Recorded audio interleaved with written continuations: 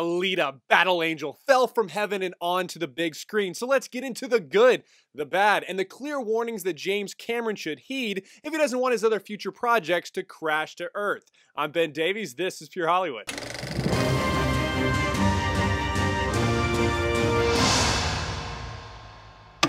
Alita, Battle Angel is based on a Japanese manga, which is like a graphic novel. The original story is so beloved by its fans that James Cameron bought the rights to it in 1999. You know, before he went full Avatar and passed the movie off to Robert Rodriguez to direct, but Fox still gave him almost $200 million to make it. Now, this movie has been loved by fans and people that have watched it. However, it is still underperforming, and here's why. And this is because the movie was shot in both feet before it even came to theaters. Those on the critical left in the media released articles questioning the whitewashing of some of these characters. Clearly, these critics know nothing about anime and how these characters actually look. See for yourself. And then casual left-wing viewers could easily be turned off by just seeing the headline whitewashing with this movie and avoid the movie. And fans themselves have been so beat over the head with politically hijacked classics, they just may not want to be subject to the obvious SJW layup this movie could be. And casual right-leaning moviegoers that just want to be entertained could be turned off by the lead actress before the movie's even released, making a statement for politicians who want to build walls with, quote, "We're here to stay, baby. Ain't no wall's gonna keep us out," unquote. I mean, oh my God, what are you talking about? Did you break the law and the sanctity of this country that so many people died to preserve? Oh wait, you came here legally? Awesome, great. Let me give you a hug and let me enjoy your awesome movie.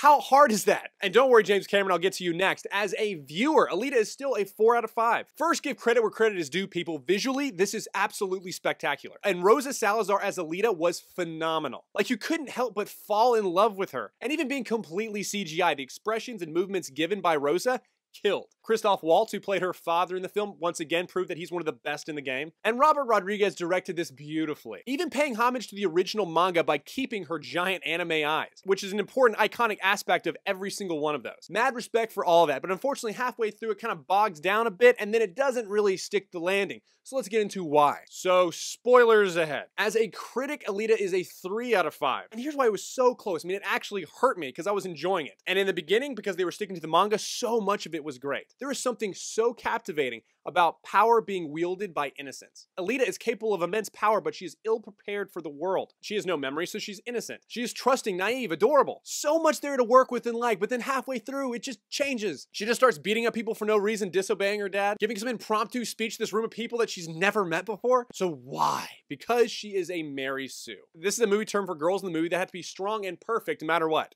Hashtag 2019, right? And it's also boring and ruins her character. And also because we're bogged down with extra characters like Jennifer Connelly, who literally could have been cut from the movie and nothing would have changed. We don't have time to experience some of the relationships that worked. Like her adopted father, Christoph Waltz, who literally gave Alita the body that he made for his daughter to help her walk before she was brutally killed. How he loves and raises her when she goes out in the world and gets beaten, broken, and almost destroyed. That could have so landed to see him holding that girl again. And it still works, but we would have had so much more there if we had time to explore and experience it. And the boyfriend Hugo became really forced in the second half. And this is because their connection was never earned. He never sacrificed. He never helped or was necessary for Alita really whatsoever. Which is sad because there is something there. There's something about the guy who on the surface truly doesn't deserve or is on the same level as someone like Alita. However, over the course of a movie, his character and actions towards that person steals your heart for him. Example, Chris Pine's character in Wonder Woman. That's why that works, but we didn't get time to really get that. Now, my faith and values is a 3 out of 5. Now, James Cameron rode the trendy SJW wave of 2008 with Avatar. Radical environmentalism, colonizing capitalist monsters, the desecration of the homes of the noble savages, all for the sake of greed. That's not gonna fly now.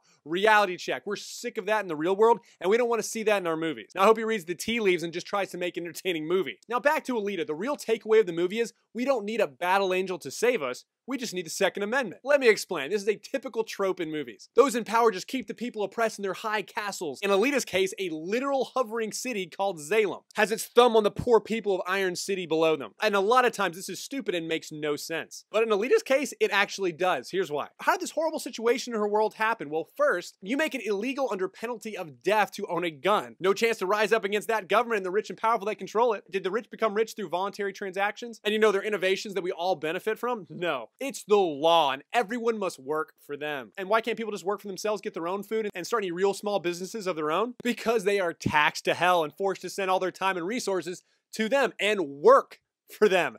They own everything. Oh, the leftist utopia. Hopefully we don't need our own battle angel to stop that. Anyway, the movie as a whole is fantastic to watch in theaters. It really was a fun ride, and all the emotional stuff hit, even though I wanted so much more of it. I'm Ben Davies, this is Pure Hollywood. Did you enjoy that video? Of course you enjoyed that video. So now you need to become a premium member to the Rebel. That way you have first access to Pure Hollywood and the entire Rebel lineup.